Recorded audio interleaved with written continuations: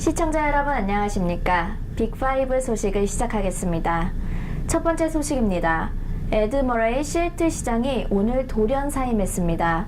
머레이 시장은 1980년대 당시 10대였던 4명으로부터 미성년자 성추행을 당했다는 피해자들의 주장에도 불구하고 시장직을 임기 말까지 유지할 계획이었습니다.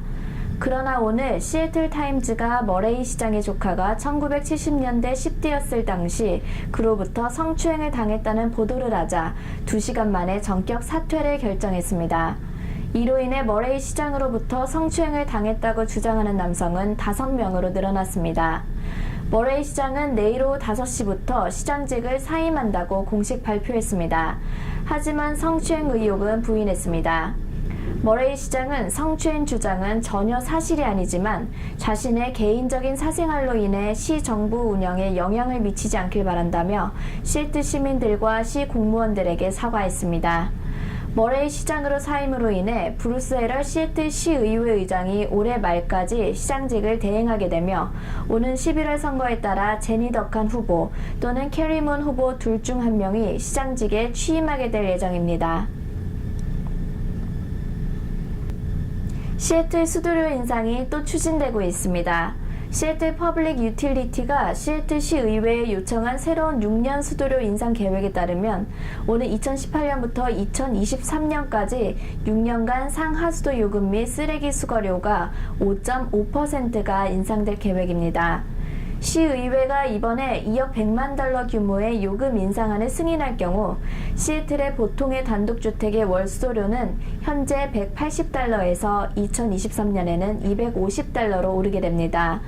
또 아파트 입주자들의 경우 월 107달러에서 151달러로 각각 인상됩니다.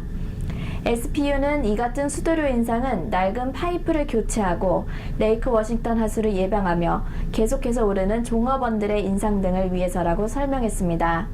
그러나 시애틀시 의회는 이미 지난 2014년에 2015년부터 2020년까지 평균 연 4.6% 수수료 인상을 승인했었습니다.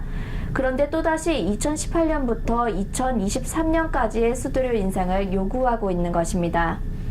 한편 시애틀시 의회는 이번 인상안을 위해 3번의 공청회를 진행하고 있습니다. 애플이 아이폰 10주년을 맞이해 특별 제작한 아이폰 X과 아이폰 8, 아이폰 8 플러스를 공개했습니다. 팀 쿡 애플 최고 경영자는 오늘 캘리포니아주 쿠퍼티노의 애플 사옥 스티븐 잡스 극장에서 공개 행사를 열고 신제품을 소개했습니다. 이 제품에는 아이폰 5S부터 아이폰 7까지 포함했던 지문인식 시스템인 터치 아이디가 빠지고 그 대신 3차원 스캔을 활용한 얼굴 인식 시스템 페이스 아이디가 들어갔습니다. 또 2007년 첫 아이폰부터 유지되어 오던 홈 버튼이 삭제되었습니다. 또 아이폰 시리즈 최초로 액정 화면이 아닌 유기발광 다이오드 화면이 탑재됐습니다. 테두리를 없앤 베젤리스 디자인에 앞면과 뒷면을 모두 유리, 모서리는 스테인리스 스틸로 만들었습니다. 아이폰 X는 64GB 기준 999달러로 책정됐습니다. 발매일은 11월 3일이며 프리오더는 10월 27일부터 시작됩니다. 아이폰 8과 아이폰 8 플러스의 모델 가격은 각각 699달러와 799달러로 책정됐습니다. 이 제품들은 유기발광 다이오드 화면이 아니라 액정 화면이 탑재됐습니다.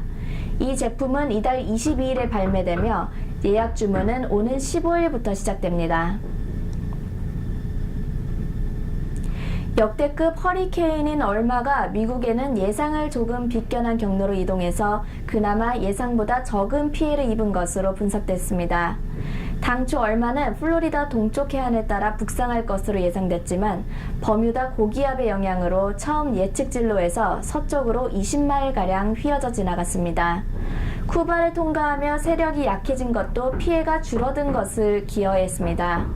카리브해 제도를 지날 때만 해도 최고 풍속이 시속 186마일에 달하는 5등급 허리케인을 유지하고 있었지만 쿠바를 거치면서 상등급으로 위력이 떨어졌고 플로리다 반도에 상륙했을 때는 2등급으로 약해지면서 그 피해가 줄었습니다.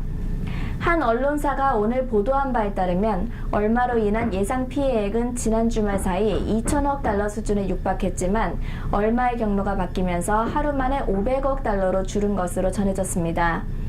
한편 지난 25일 텍사스 남부 일대를 강타한 허리케인 할비의 피해액은 대략 650억에서 750억 달러에 이를 것으로 예상됐습니다.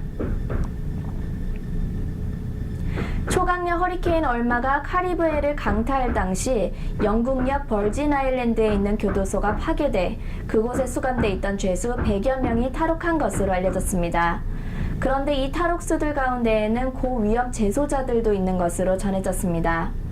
던컨 영국 외무부 차관은 해병대를 투입해 탈옥한 수감자들을 쫓고 있지만 아직 얼마나 검거됐는지는 밝히지 않았습니다. 영국 현지 언론들은 아직도 60명 정도가 도주 중이라고 보도했습니다.